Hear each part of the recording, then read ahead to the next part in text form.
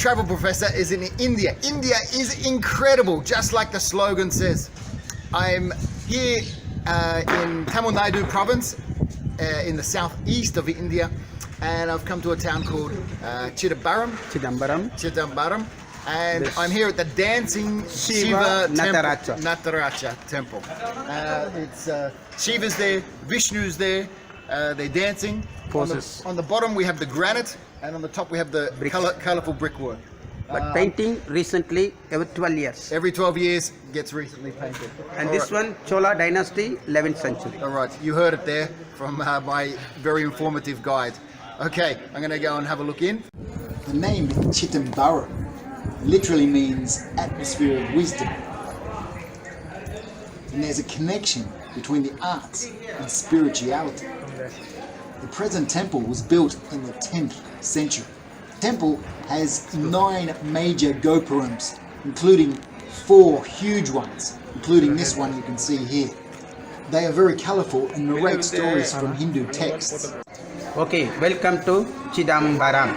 Chidambaram, there is the dancing Shiva Nataraja. This temple is private temple, no government. Tamil Nadu, all over temple, government temple. This temple, private temple, Brahmin temple. 300, the priest working. Once upon a time, 3,000. Now, 300. This is also 108 different dance poses. In Tamil Nadu, classical dance, Bharatanatyam. In Kerala, in Kathakali, in Kuchipudi, different dance. This is a Gopuram, Eastern Gate. This is 11th century Chola Dynasty. Come other place, you can see. And this is a Gopuram, it's a North Gate, 14th century. And this is a water tank, Shiva Ganga, it's a Ganges. This is a natural water. The water is coming from spring water.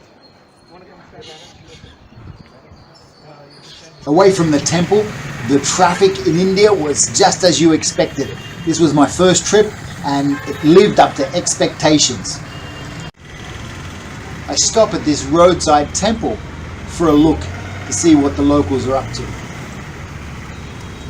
Candles being lit, prayers being said, lots of flowers also around being laid at some of the gods' feet.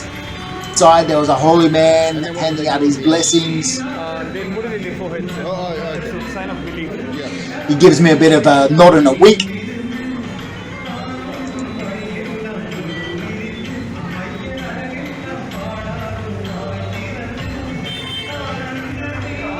Lastly, a street scene wouldn't be complete without a moped carrying lots and lots of coconuts with 3 goats having something to eat. All I can say, incredible India.